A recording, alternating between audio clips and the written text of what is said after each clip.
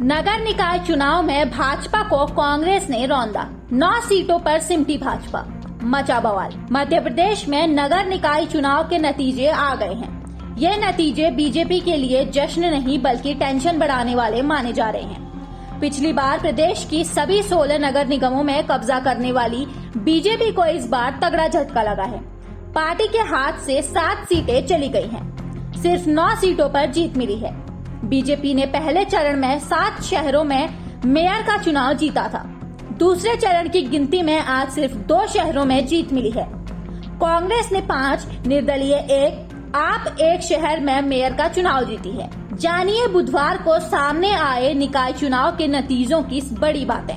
BJP के लिए कटनी में बड़ा उलटफेर हुआ है। यहाँ बीजेपी से बागी होकर निर्दलीय चुनाव लड़ी प्रीति सूरी ने महापौर का चुनाव जीता है। इसके अलावा इस चुनाव में मध्य प्रदेश बीजेपी के दिग्गजों के किले भी धाराशायी हुए हैं। निकाय चुनाव में सबसे ज्यादा हैरानी दिग्गज नेताओं के प्रभाव वाले क्षेत्र में बीजेपी प्रत्याशियों के हारने पर हुई है। केंद्रीय मंत्री ज्योतिरादित्य सिंधिया के प्रभाव वाले ग्वालियर में बीजेपी प्रत्याशी मेयर का चुनाव हार गई, तो नरेंद्र सिंह तोमर के प्रभाव वाले मुरैना में भी बीजेपी को हार का मुंह देखना पड़ा। प्रदेश बीजेपी अध्यक्ष वीडी शर्मा के संसदीय क्षेत्र के तहत आने वाले कटनी में बीजेपी से बागी होकर चुनाव लड़ी प्रीति सूरी चुनाव जीती है। आमतौर पर मध्य प्रदेश में 2 दलों कांग्रेस बीजेपी वाली राजनीति में भी निकाय चुनाव के ने समीकरण बिगाड़ दिए हैं। आपने जहां मेयर पद पर कब्जा किया है, तो वहीं असदुद्दीन ओवैसी की पार्टी AIMIM ने भी धमाकेदार एंट्री मारते हुए कई पार्षद पदों पर कब्जा किया है।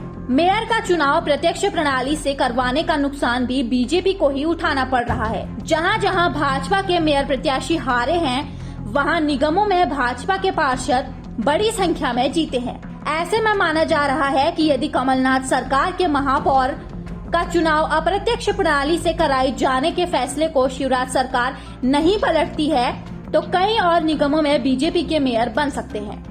बीजेपी भले ही जीतने का जश्न मना रही है, पर यह नहीं भूलना चाहिए कि इससे पहले सभी 16 नगर निगम पर भाजपा का कब्जा था। लेकिन महापौर की कुल 16 सीटों में से भाजपा 9, कांग्रेस 5, एक आप और एक निर्दलीय को मिली।